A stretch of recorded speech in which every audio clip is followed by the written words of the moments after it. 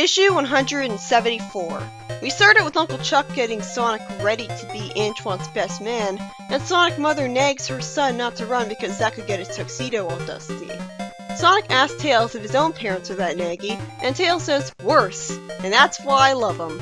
It makes sense he'd appreciate it as a novelty, if anything, since he just got parents, and sees their nagging as them showing how much they care about him and want what's best for him.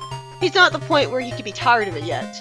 After Sonic and Tails have a brief joking interaction where Tails is complimented on how he looks in the tuxedo and Tails wishes he could have been with Fiona still, we then see Antoine with the Chaotix naturally having the pre-wedding day jitters. Sonic is surprised at Vector being the one giving advice, whether someone wants it or not, and Knuckles says that Espio went on mission alone as usual since he's arrogant and will be back in time for the ceremony. This story's feeling so mundane so far. Like the Pender's 25 years later arc. Thank God the Egg Fleet's coming to make things interesting. We see Espio taking advantage of his invisibility and climbing skills to sneak through Eggman City and get in through a ventilation shaft. Sonic really wants something to do, naturally being the type to get bored easy, especially with the wedding.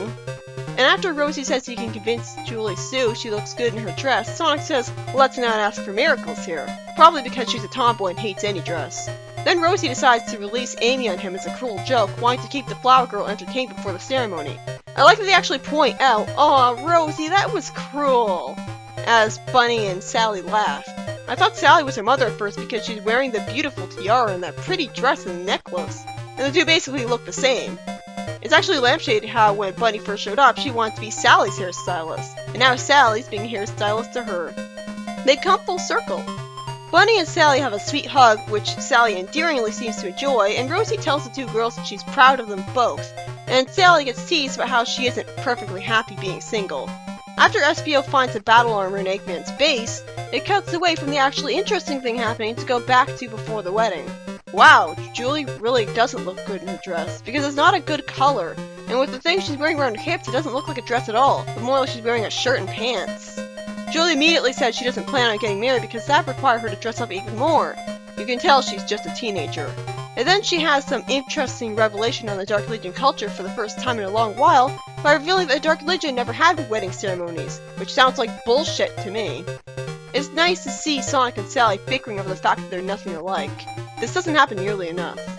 Sally doesn't appreciate Sonic because he waits until the last second and calls him indolent, which forced me to look it up and find out it means lazy. Sonic? Lazy? Since when?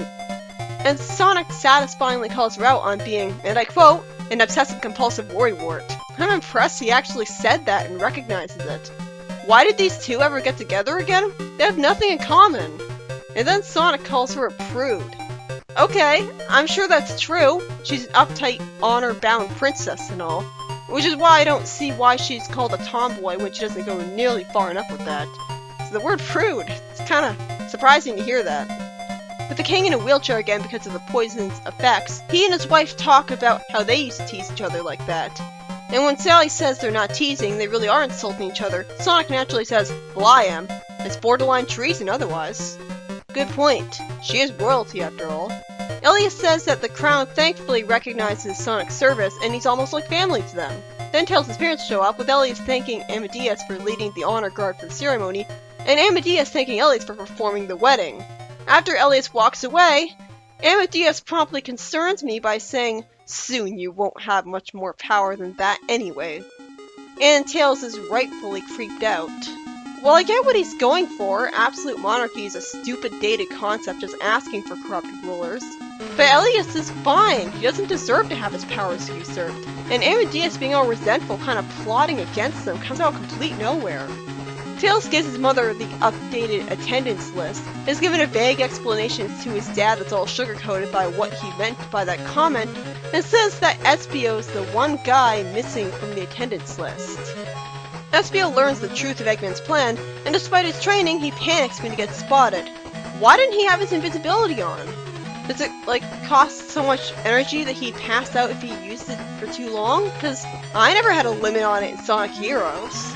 We cut away from that to see Bunny and Antoine boringly getting married with generic dialogue from Elias as Sally looks suppressed and not getting married herself. Espio runs from some lasers and, wait, did he just phase through a wall? He's supposed to have invisibility, not intangibility. At least it's much more acceptable him having it than Sonic. And after Bunny and Antoine get married, Espio says, looking sympathetically afraid of Eggman, that the heroes will come and rescue him, and is taunted as he's sprayed with green goop that he hadn't read the report clearly. The story ends with Eggman with a green-looking metallic arm, reminding me of when he was an android and therefore more of an actual threat, even without hiding behind his machines. Good, it's finally over. At least the character interactions are unique to the characters themselves based on their histories, with them reminiscing about their past, so it's not like you could literally replace the entire cast with generic nobodies and have the exact same plot for the wedding. But it still feels way too mundane, to the point of reminding me very heavily of the 25 years later Pender's arc. And Espio's escapades are too vague with no real dialogue for me to make up for that. I guess that's my summary right there. This is an action series, you guys. I'm glad Antoine got married. There were heartwarming moments, but it was still boring. It was about as exciting as you'd expect a wedding to be. In the next story, which actually has me interested, Eggman is very disappointed to learn that there's no rings here for him to drill for, and he's just found a Chow Garden. Of course, he tries to settle for pointless destruction since he's a one-dimensional psycho, and the heroes fight his machine off, with Tails throwing Sonic in spin dash form at the machine, and then Knuckles and the Chow tossing the machine. Tails flies up to the machine and opens it up conveniently, and using his technology wiring skills. After he gets a signal, Sonic spin dashes off the cliff, and Knuckles makes him ricochet off the machine he's holding up, causing the drill machine to be sent into Eggman's airship. That's actually a pretty creative way of taking down the villain. Oh god, what terrible dialogue! Just look at this panel! Why are Sonic and Knuckles calling each other bad as a compliment anyways? They're talking like gangsters. And I wouldn't even expect this kind of shit dialogue from their evil twins, because their evil twins would know how lame this sounds. This is forced comedy dialogue I expect from Sonic Boom. It's possibly one of the most, if not the most, cringe-worthy dialogue in the comic. I hope the reboot in IDW isn't full of this. I heard it was nothing but bad jokes. Tails is spared the indignity of all this, and simply points out as the only sane man that the Chow Garden still got destroyed, causing Sonic to relocate all the Chow, who fortunately managed to survive Eggman's attack, to the Leica Rings. It would make a good Chow Garden. Wait a minute. Nothing's gonna happen to Leica Rings to destroy it and everything in it, right? Right? The story ends with Jewel spending a little too much time all attached to a Chow because it was roboticized just like he was, making me wonder why it's not working for Eggman and why the BAM didn't de-roboticize it. If that's supposed to be the first appearance of a normal Chow, then 1, why aren't his eyes the right color, and 2, where's the origin story for why he was built? It makes sense only on a surface level. So that was the second story. It really should have started the story arc here. This was much more interesting than the first one, if only because of how creatively all three characters worked together to beat Eggman's airship, and how the Chow Garden still got destroyed in a twist that still managed a happy ending. Well, is it happy? Is it always going to be happy? It's sad when the throwaway backup story is much more interesting and enjoyable than the mundanity of the main story. That horrible dialogue in one panel is the only really standout bad part, at least for me anyway.